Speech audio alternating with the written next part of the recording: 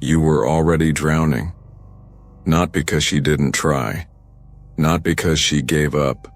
You sank beneath the surface long before anyone noticed, and when you reached for help, your hands were empty. She couldn't save you, because sometimes the battle is already lost before it even begins. This isn't about failure. It's about the weight we carry in silence, the depths we hide from the world, and even from ourselves. How do you fight when you don't want to be found? When your own mind becomes the ocean dragging you down? You carried it like a secret no one was meant to know. Like a storm trapped inside a silent room, she saw the surface calm, the faint flicker of light in your eyes, but never the currents pulling you deeper. She reached out time and again, but the distance grew too wide. Not because she stopped caring, but because some battles don't wait for rescue. Some sinks begin long before the first call for help, and by then the damage is done. It's easy to say, just hold on, or you're stronger than this. But strength isn't always enough.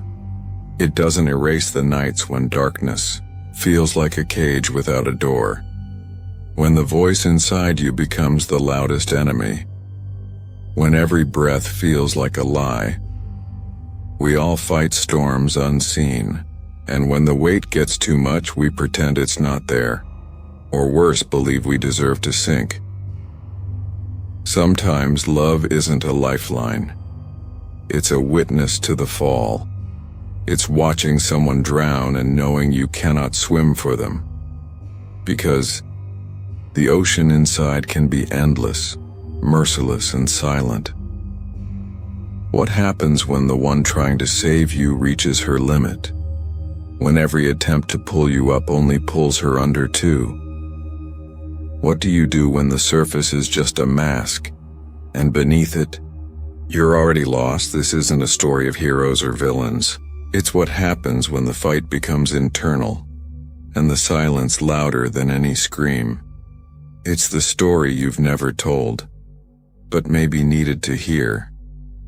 You remember the first time you felt it, that slow pull beneath your feet, like the ground you trusted crumbling away. It wasn't sudden, not like falling off a cliff. It was a quiet, relentless slip into something dark. At first, it was easy to ignore. A bad day, a rough night. But the days bled into weeks, the nights became endless, and the silence grew heavier. She tried to reach you. She saw the cracks, but not the abyss. She whispered hope, sent messages, stayed up late. She wanted to pull you back, to be the lifeline when the tides turned wild. But you weren't reaching for her hand, your arms were wrapped around the weight dragging you down. You pushed her away, not out of spite, but because you believed you had to drown alone.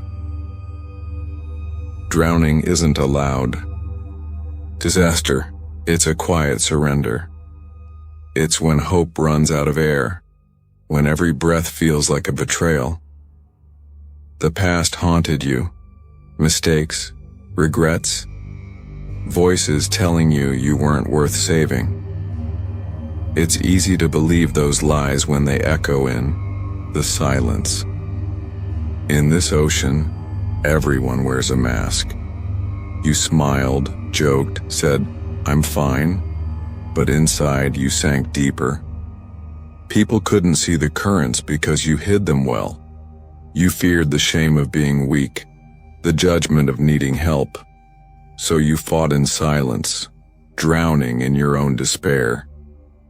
She wanted to save you, but saving isn't pulling someone out of water if they don't want to come up.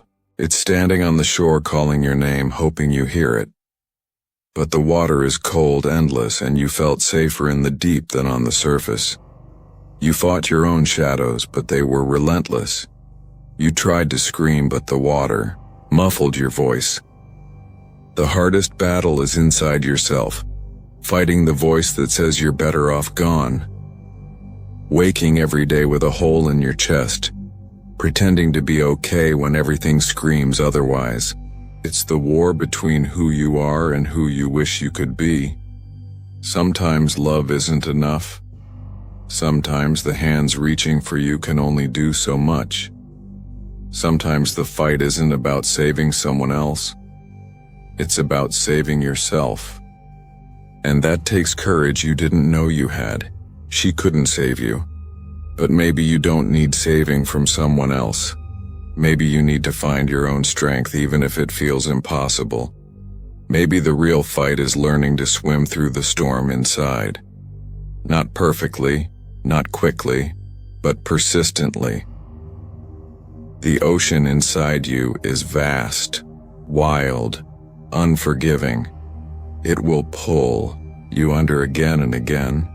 But each time you surface, even gasping for air, you learn more about the currents. You begin to understand your pain's tides. You start to recognize the signs before slipping beneath the surface. The hardest truth is that sometimes those who love you most cannot pull you out, because the fight lives inside you. It's a brutal battle with your own mind, your own fears. She couldn't save you because salvation isn't handed down.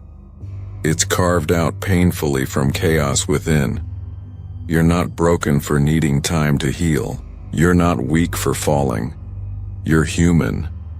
And human means imperfect, messy, sometimes lost, but also capable of rising, of clawing back from the depths when the world feels too heavy.